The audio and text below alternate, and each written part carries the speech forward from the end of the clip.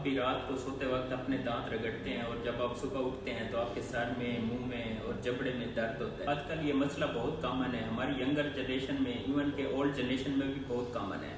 इसमें आप गैर इरादी तौर पर रात को अपने दांत पीसते हैं, हम ब्रुक्सिज्म कहते हैं। इस मसले के जो कॉमन साइड इफेक्ट हैं उसमें आपके सर में दर्द रहता है जब आप सुबह सो के उठते हैं।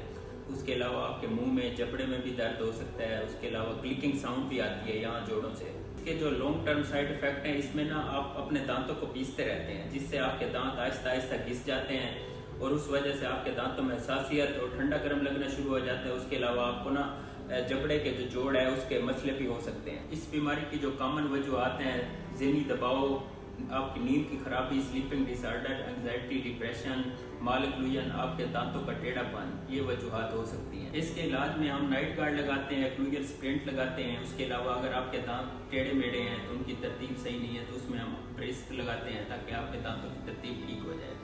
उसके अलावा जो एंग्जाइटी, डिप्रेशन की मेडिसिन है वो आपको यूज़ करनी होती है। अगर आपको भी ये मसला दरपेश है तो बर वक्त इसका इलाज करें। अगर आप इलाज नहीं कराते तो आहिस्ता आहिस्ता आपके दांत घिस जाएंगे, जिससे ना सिर्फ आपके जबड़े का जोड़ है, इसका भी मसाइल हो सकते हैं, जिसे हम DMPTS कहते हैं।